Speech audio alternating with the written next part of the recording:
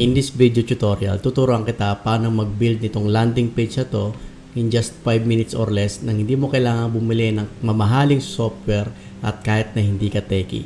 So itong tutorial na to ay para sa mga network marketers, no, whether you are a newbie, baguhan ka network marketer or matagal ka nang nag-network at naghahanap ka ng other way para dalhin sa next level yung business mo this year 2026. This training is for you. Okay, so kung sawa ka na at pagod ka na sa traditional na prospecting na ikaw yung palagi naghahabol at ayaw mo na palaging nai-stress ka palagi sa puros rejections at hindi na mga quality ng mga prospects na nakakausap, then itong training na to ay para sa iyo. Okay, so ang tawag po dito sa landing page na to ay lead capture page. Sa madaling salita, ito po ang taga-kolekta ng mga qualified leads. So, kapag mag-click dito yung mga prospect mo sa button at mag-fill up sila ng kanilang name, email, at kanilang phone number, ibig sabihin sila yung mga quality prospects na interesado sa business opportunity mo kasi sila lang po yung mga interested prospects na gustong malaman paano kumita ng extra 30 to 50k per month from home without the stress, walang inventory at no big capital. So, tanungin kita, sino yung gusto mong prospects na makausap? Yung ready na at interested na? Or yung mga prospects na huhulaan mo pa at mag-wish ka na sana quality at interested tong prospects na kinakausap ko? So, kapag ka ganun, manghuhula ka lang at madalas masisinzone ka lang. So, gamit ka nitong tools na ituturo ko sa iyo. Again, this tool is only free. Totally free. No? Pwede ito sa mga beginner na talagang gusto talaga ng may magamit na tools. No?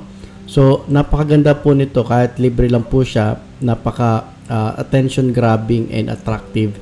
And napaka-professional po niya. No? So, hindi nyo kailangan bumili ng mga very, very expensive na mga funnel builders. So, ngayon, simulan na natin. So, bali, hinati ko sa tatlo itong ating lesson, no? Sa section 1 tuturo ko sa iyo paano ka makakapag-login at makakapag-register dun sa ating funnel builders na gagamitin. Okay? And pangalawa is tuturo ko sa iyo step by step kung paano to i-build, no? And papakita ko sa iyo yung pinaka mabilis at pinakamadaling paraan para hindi ka na magbi-build from scratch, no, para in just 5 minutes or less meron ka na kaagad nitong eksaktong landing page na to. Okay? And pangatlo, tuturo ko din paano mag-add ng domain name para ma-publish natin ito kaagad, itong ating training right away at makita nyo po siya ng actual.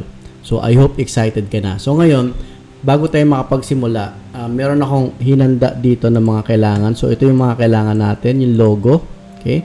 And itong black template, papakita ko sa inyo yung itsura niyan mamaya. Then yung ating picture at yung ating mga text. Okay, ito yung mga laman ng ating landing page. Okay.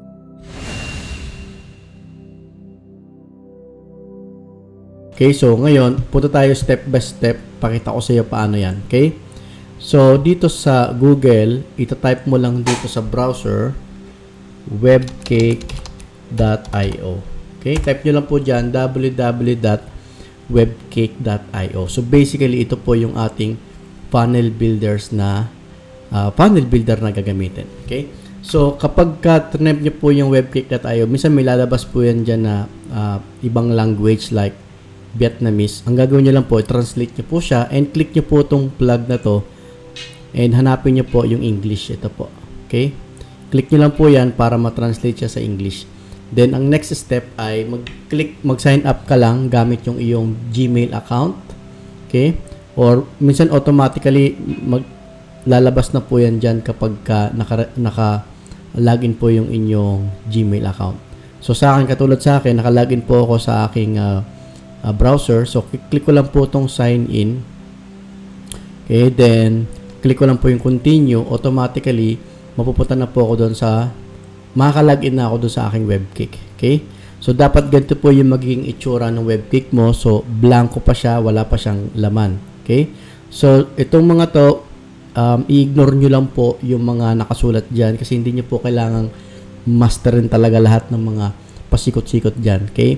So ngayon, sundan nyo lang po step by step to dahil ang goal ko by the time na matapos itong training na to, makita nyo na possible talaga na magkaroon ka ng landing page na hindi mo kailangan gumastos ng malaking pera sa papagawa, no, at saka sa gumastos ng maraming oras sa pagsusunog ng kilay, pagpupuyat sa kakagawa ng mga landing page mo from scratch. Okay?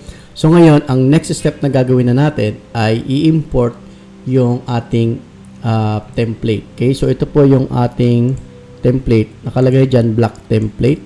Okay? So itong black template, makukuha nyo po to inside may program called 5-minute funnel system. Ito po yan, tsura nyan. So maglalagin lang po kayo dyan. Makukuha nyo po dito lahat ng mga templates na ginawa ko na para sa'yo. And kompleto na rin to. Andito rin yung step-by-step training. Paano ka makapag-attract ng prospects. Paano mo gagamitin yung sales funnel mo. At paano ka magkakaroon ng resulta dyan sa network marketing business mo. So now, balik tayo dun sa ating lesson. Ang gagawin lang natin is click lang natin itong create new. No? Tapos, meron po dyan tatlong option. Pipiliin nyo yung nasa baba, itong upload PKA file. Click nyo po yan. Then, yung binigay ko sa inyo na template, ito po yon yung black template. Itadrag nyo lang po yan dito. Papasok dyan sa box. Tapos, hintayin nyo lang po siya. Ito na po yung magiging itsura ng ating dashboard. So, may nakalagay na dyan na black template.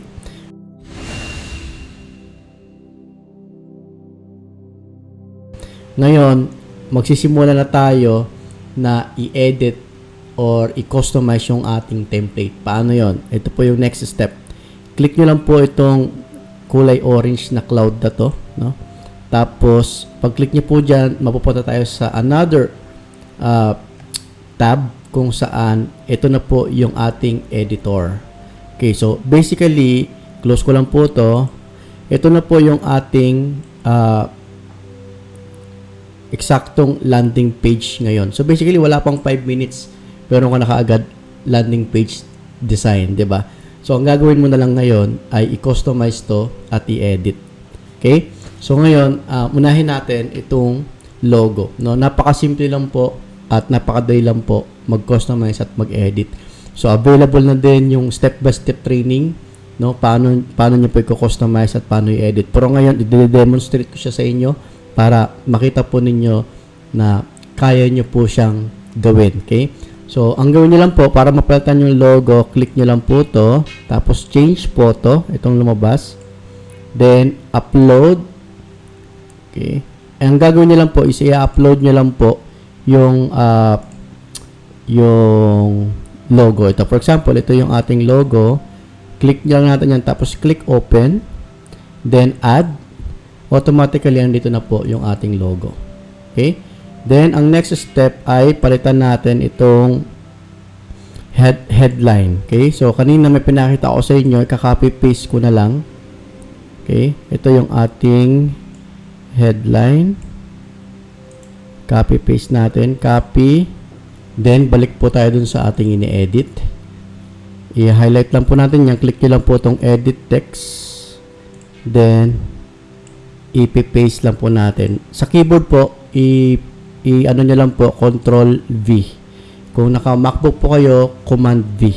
Okay? So, bali, ito na po yung ating headline. Ngayon, gusto natin siyang medyo palakihan ng konti. Okay? Highlight lang natin. Tapos, palakihan natin siya. Click nyo lang po itong font size. Yan po. Yan. Then, ang next step ay palitan natin itong picture. Ito po yung ating picture. Okay. So, para mapalitan yung picture, pindutin nyo lang po itong tao na to. Then, click nyo lang po itong change photo. Ganun lang din sa ginawa natin kanina. Katulad ng sa logo. Okay. Upload. Tapos, hanapin nyo po yung picture na gusto nyo pong i-upload dito. Yan. Make sure po yung picture na i-upload niyo ay maayos, no? Presentable, no? Iwasan nyo po mag-upload ng yung hindi masyadong kita po yung itsura o kaya pusa yung naka-upload, no? No, kailangan po yung landing page ninyo ay nagbi-build ng trust and credibility. Okay? So now, meron na tayong picture. And ang next step, papalitan natin itong laman ng content. So dito may ready ako rito na sample para may mapakita sa inyo. So, ika-copy paste lang natin 'to. Copy. Tapos dalik tayo dito. Click nyo na pong edit text, tapos i-highlight nyo po ito, then paste. Sa keyboard po, pipinutin nyo lang po ay Control V. Okay? Ganun din dito sa mga text. So ngayon, i-edit ko na itong mga text para mas mabilis tayo.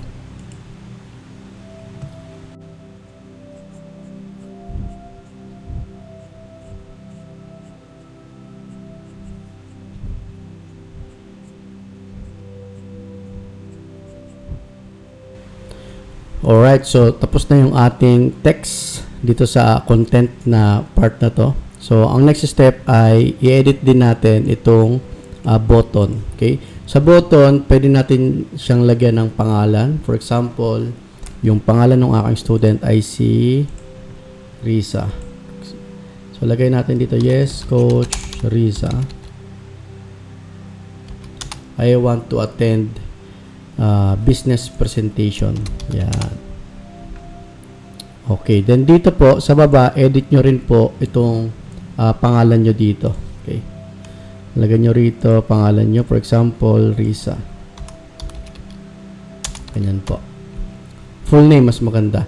Tapos, ang gawin natin ay i-edit naman natin yung testimonial. So, almost done na tayo. Napakasimple lang, di ba? Ganun din sa ginawa natin kanina. So, kung meron ka ng mga testimonials na available na sa team mo, ilagay nyo lang dito yon, no? Lagay nyo yung picture nila, lagay mo yung pangalan nila, and kung ano yung background nila or ano yung kanilang trabaho or OFW ba sila. Okay? So, ngayon, copy lang natin yung aking naka-ready na testimonies for my student.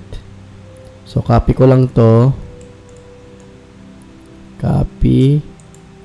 So, ganun lang guys. Copy, paste lang siya. So, pag na-copy nyo na, balik kayo dun sa editor natin. Tapos, dito, ipipaste nyo lang po. No? Ayan, ito na po siya. So, ang dali lang, diba? So, ngayon, sa picture, ganun lang din katulad nung ginawa natin kanina sa paano mag-add ng picture. So, click nyo lang po yan. For example, change photo. Halimbawa, lagay natin ito po picture na naka-upload. So, click nyo lang po yung add. Sample lang to ha. Yan, ito na po siya. Okay? So, ganun lang siya kasimple. So, ngayon, hindi ko napapakita sa inyo. Lalagay ko na yung ibang mga testimonials. Then, mamaya, ipag-proceed tayo dun sa next section ng ating lesson.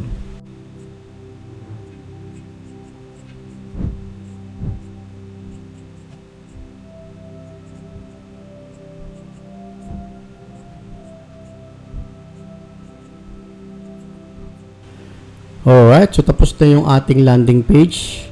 And basically, kulang ako ng 3 testimonials, pero later ko na yan gagawin. So ngayon, kapag okay ka na sa yung landing page, ang next step mo na lang ay i-publish yung iyong landing page. Pero bago natin siyang i-publish, make sure na okay po yung ating templates or ating design sa mobile view. Click nyo lang po itong mobile. Bali, ito po yung magiging itsura niyan sa mobile. Yan po. Yan. So, may logo tayo. May headline. Okay. Tapos, double check nyo lang po kung may mga typo or merong mga hindi nakasakto po na mga elements, hindi nakasentro, hindi nakagitna. Yan. Double check nyo lang po siya. Okay. So far, okay naman siya. Pero, gusto ko sana palitan yung font nitong headline. No, ito po. Gusto ko medyo makapal siya. So, para mapalitan nyo po yung headline, click nyo lang tong gear icon na to. Tapos, hanapin nyo po yung font dito sa baba. Yan, hanapin nyo po yun. And dito, pwede po kayong mamili ng iba't ibang font. Ayan po, maraming font dito. Okay. So, pili lang po kayo dyan kung ano yung pinaka trip ninyo. Depende po sa style na gusto ninyo or sa inyo pong mga Depende sa ano po ninyo, sa gusto ninyo. Okay? So, iba-iba tayo ng panlasa, di ba? So, for example, try natin itong semi-bold o kaya lipat natin. Hanap pa tayo ng iba pa. Gusto ko pa mas makapal. Hanap tayo dito.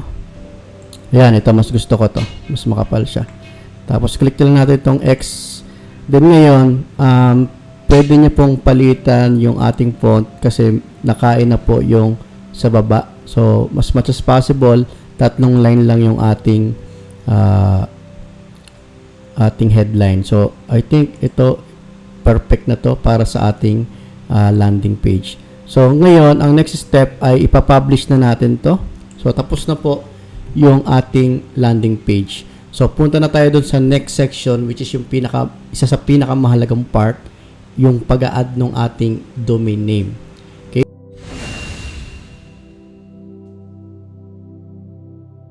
Okay, so dito po yon, punta kayo dun sa landing page sa ating dashboard. Okay? So, ngayon, dito sa kaliwa, hanapin nyo po yung domains. Dito po sa part ng domains, click nyo po itong domains. Then, click nyo lang po itong add new domain.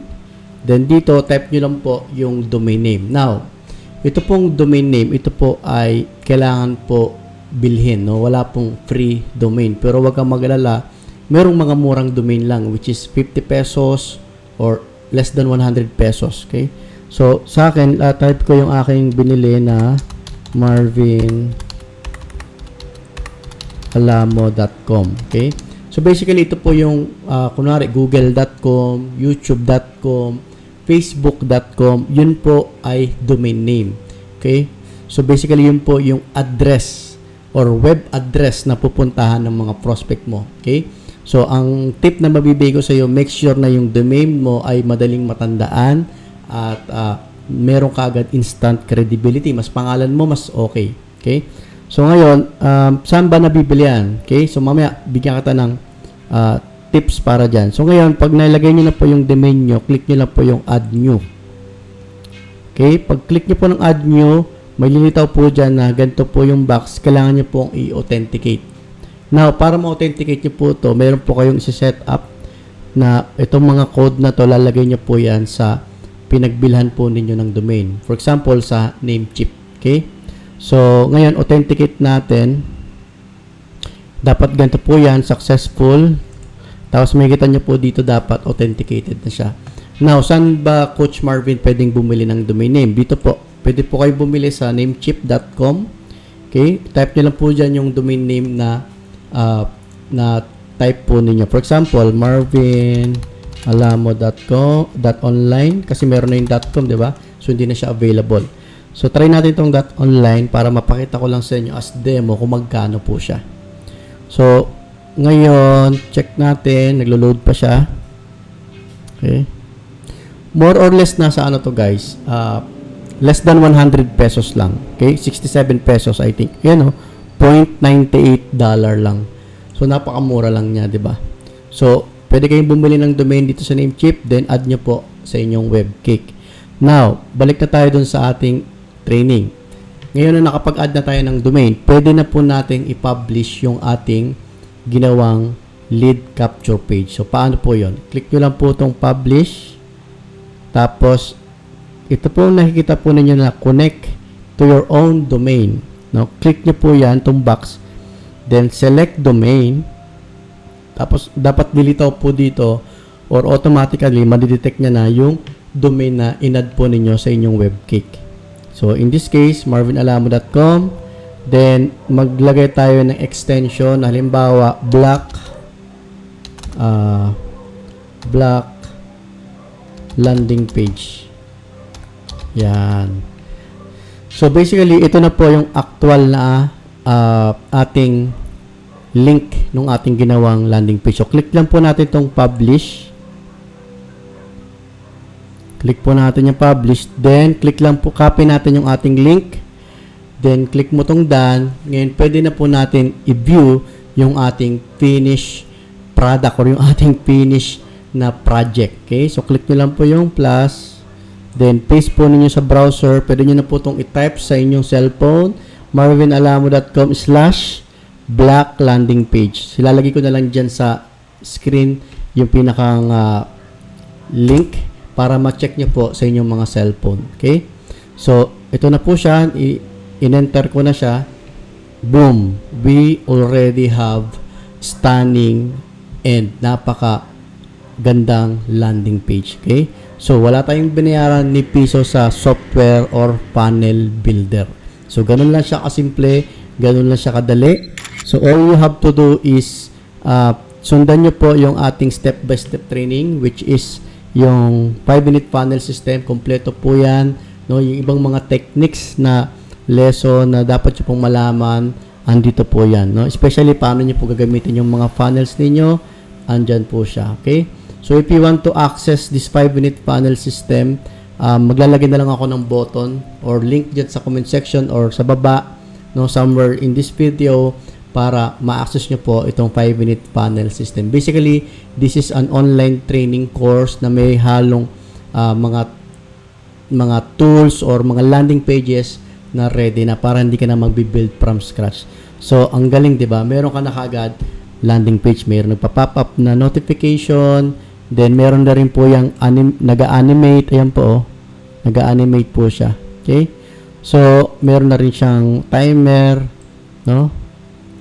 Ang ganda po ng ating tools or landing page. So, go ahead, implement ito sa business mo, lalo na ngayong year 2026, no? Ang labanan ngayon ay authenticity and system and right direction. Tandaan nyo, hindi ngayon paramihan ng prospect na kinakausap. Nung kailangan ngayon, tamang prospects ang kinakausap mo. So, dapat yung mga prospects na kakausapin mo lang ay dumaan at nag-fill up dito sa iyong lead capture page form. Okay? So, yung mga nagbigay ng contact number, ng kanilang pangalan, sila lang dapat yung iyong pe-presenta ng business, sila lang dapat yung iyong i-close sa inyong business opportunity. So, thank you so much for watching this training. Sana marami kang natutunan, and kung marami kang mga downlines na gusto mo ring matuto, no, ibigay nyo lang tong video na to sa kanila para kahit paano makatulong din po kayo sa kanila. So, go ahead. Thank you so much. Magkita tayo sa mga susunod natin na mga tutorials and tips. See you guys. Bye-bye.